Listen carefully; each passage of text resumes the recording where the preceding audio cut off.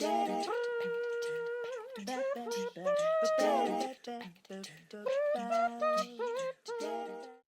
there, innovation champions. Melissa Dinwiddie here. I recently found myself reflecting on a challenge that I see across the tech world, in fact, across the business world. We are trying to measure 21st century innovation with 20th century metrics. Innovation leaders often face the same frustrating question. But how is this impacting our bottom line? Right? That is that is the universal question. And it's a fair question, but traditional financial metrics like ROI, revenue growth, and cost savings, they tell only a fraction of the innovation story. They're like trying to judge an iceberg by the 10% that you can see above the water.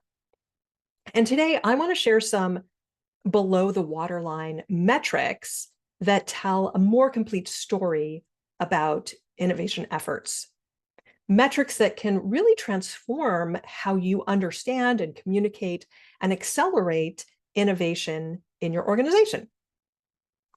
Now, when I talk with leaders about what they're really trying to achieve through innovation, yeah, of course, people are concerned about the bottom line, but their answers don't always start with financial outcomes. Instead, I often hear things like, we want to stay relevant in a rapidly changing market, or we need to attract and retain top talent, or we want to build capabilities that future-proof our organization, or we're trying to foster a culture where people are energized and engaged.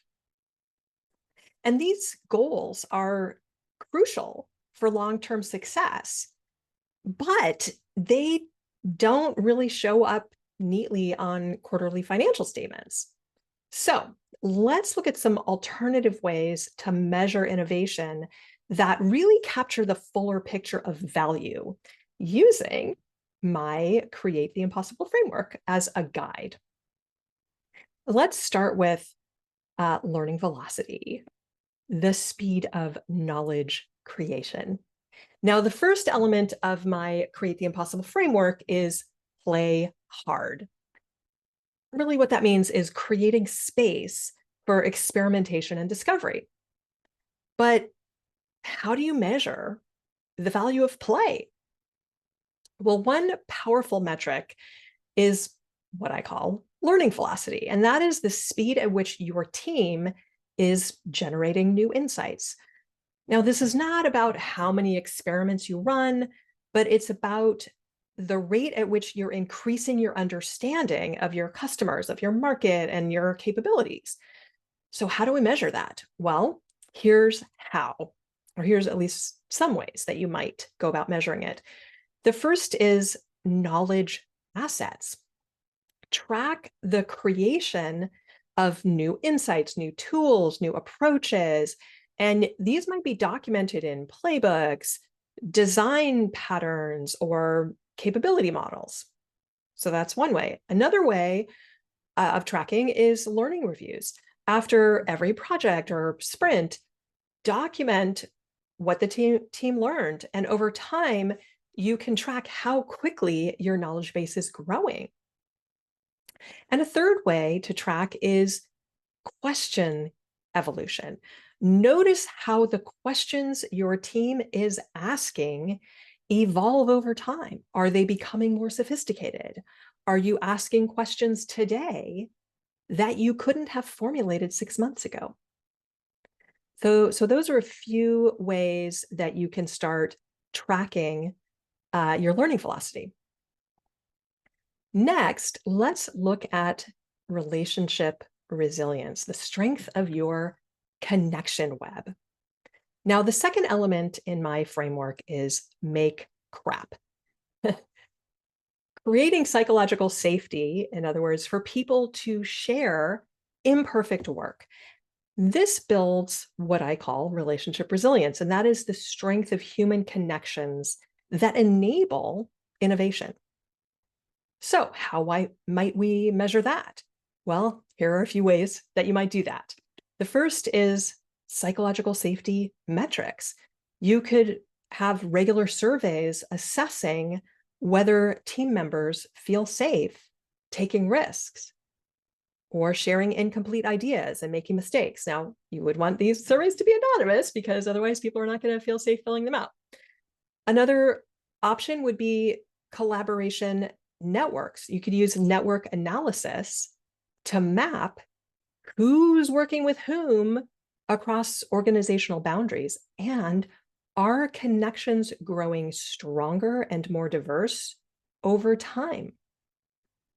And then a third option might be to idea transparency. What this means is to track how early in the development process ideas are shared, because earlier sharing indicates greater trust and potentially more diverse output as well. And research consistently shows that teams with high psychological safety and diverse collaboration patterns tend to be more innovative. When people feel safe to share early stage ideas and work across boundaries, guess what? Breakthrough thinking becomes a lot more likely. Third, I'm going to talk about adaptation capacity, your organization's flexibility. So the third element of my framework, Learn Fast, is all about building your organization's capacity to adapt. And this might be the most valuable outcome of innovation work. And yet it's often completely unmeasured. So how might we capture it? Here are a few ideas for you. First is response time. How quickly can your organization react to external changes? This might be measured by the time it takes to formulate a response to a competitor move or a market shift. You can start tracking that. Second, experiment cycle time. How long does it take from identifying a need to running an experiment?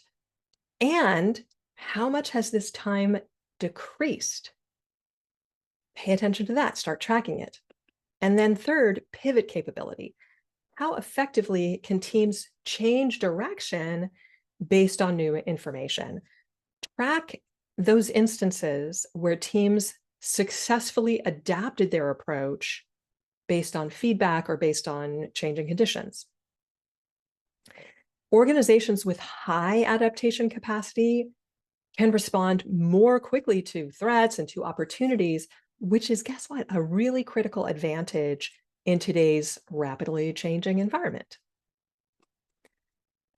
So let's talk about the ripple effect, innovation's broader impact. Beyond these metrics that map to my Create the Impossible framework, there's another set of measurements that capture innovation's ripple effects throughout an organization. So let's talk about those.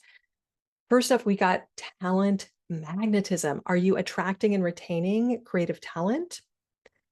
You can track application rates for innovation-focused roles and retention rates of team members, and that can reveal how your innovation culture strengthens your talent position. You can also look at decision quality. Are you making better decisions faster? Innovation capabilities often improve an organization's overall decision-making. And third, strategic optionality. Has innovation increased your future options? Innovation often creates new strategic possibilities that weren't previously available. Tracking your, option space, the range of possible future moves can quantify this value. All right, so that is the ripple effect. Now let's put it into practice. The innovation dashboard 2.0. How do you actually implement these alternative metrics in your organization? Let's give you a practical approach. First off, start with purpose. Before you choose any metrics, first, clarify what you're really trying to achieve through innovation. Is it adaptability? Is it future-proofing? Are you trying to do cultural transformation? Figure out what your goals are, and then select metrics that align with whatever your deeper purposes are. Second, balance those leading and lagging indicators. Traditional financial metrics are lagging indicators. They tell you about past performance. And the metrics that I've described are leading indicators. They predict future success.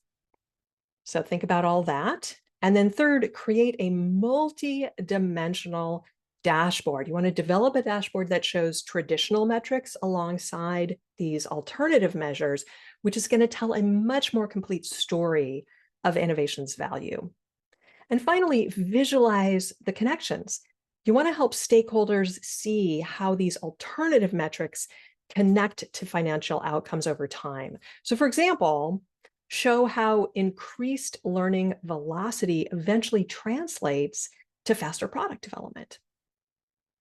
All right, so here's your challenge for the week. Identify one, just one below the waterline metric that would help you tell a more complete story about the value your innovation efforts are creating. Maybe it's a measure of learning velocity, or maybe it's something that captures your growing relationship resilience, or it could be an indicator of your organization's adaptation capacity. Whatever you choose, start tracking it alongside your traditional metrics. And you might be surprised at the insights it reveals and the conversations it sparks. Remember, what we measure shapes what we value and what we achieve. And by expanding our innovation metrics beyond the bottom line, we really open up new possibilities for creating the impossible. Are you ready to transform how your organization measures and communicates innovation value? Click the link in the description to book a complimentary innovation strategy session, and let's explore how the Create the Impossible framework can help you develop a more complete picture of your innovation impact. If you found these alternative innovation metrics valuable, hit that like button and subscribe to join our community of innovation champions. Don't forget to ring that notification bell so you never miss a new strategy for driving innovation in your organization. I would love to know your thoughts on this topic. Which of these below the waterline metrics resonates most with you? Have you discovered any unique ways to measure innovation success in your organization? Share your insights in the comments below. And until next time, stay curious, stay playful, and keep creating the impossible. See you next time. Ciao.